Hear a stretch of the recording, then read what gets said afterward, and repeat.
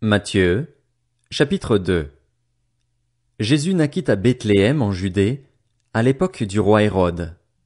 Or, des mages venus d'Orient arrivèrent à Jérusalem et dirent: Où est le roi des Juifs qui vient de naître? En effet, nous avons vu son étoile en Orient et nous sommes venus pour l'adorer. Quand le roi Hérode apprit cela, il fut troublé et tout Jérusalem avec lui.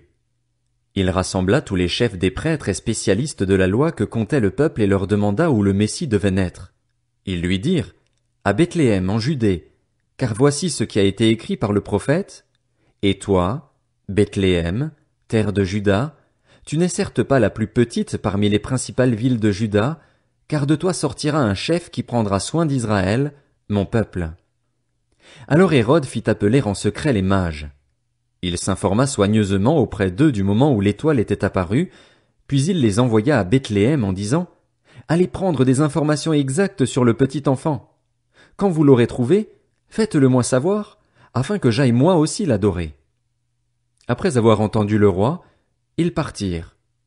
L'étoile qu'ils avaient vue en Orient allait devant eux jusqu'au moment où, arrivée au-dessus de l'endroit où était le petit enfant, elle s'arrêta. Quand ils aperçurent l'étoile, ils furent remplis d'une très grande joie. Ils entrèrent dans la maison, virent le petit enfant avec Marie, sa mère, se prosternèrent et l'adorèrent. Ensuite, ils ouvrirent leurs trésors et lui offrirent en cadeau de l'or, de l'encens et de la myrrhe. Puis, avertis dans un rêve de ne pas retourner vers Hérode, ils regagnèrent leur pays par un autre chemin. Lorsqu'ils furent partis, un ange du Seigneur apparut dans un rêve à Joseph et dit: Lève-toi, prends le petit enfant et sa mère, fuis en Égypte et restes-y jusqu'à ce que je te parle, car Hérode va rechercher le petit enfant pour le faire mourir. Joseph se leva, prit de nuit le petit enfant et sa mère et se retira en Égypte.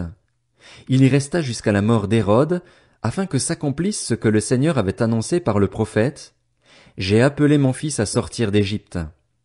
Quand Hérode vit que les mages l'avaient trompé, il se mit dans une grande colère, et il envoya tuer tous les enfants de 2 ans et au-dessous qui étaient à Bethléem et dans tout son territoire, selon la date qu'il s'était fait préciser par les mages. Alors s'accomplit ce que le prophète Jérémie avait annoncé. On a entendu des cris à Rama, des pleurs et de grandes lamentations. C'est Rachel qui pleure ses enfants et n'a pas voulu être consolée, parce qu'ils ne sont plus là. Après la mort d'Hérode, un ange du Seigneur apparut dans un rêve à Joseph, en Égypte, et dit: Lève-toi, prends le petit enfant et sa mère et va dans le pays d'Israël, car ceux qui en voulaient à la vie du petit enfant sont morts. Joseph se leva, prit le petit enfant et sa mère et alla dans le pays d'Israël.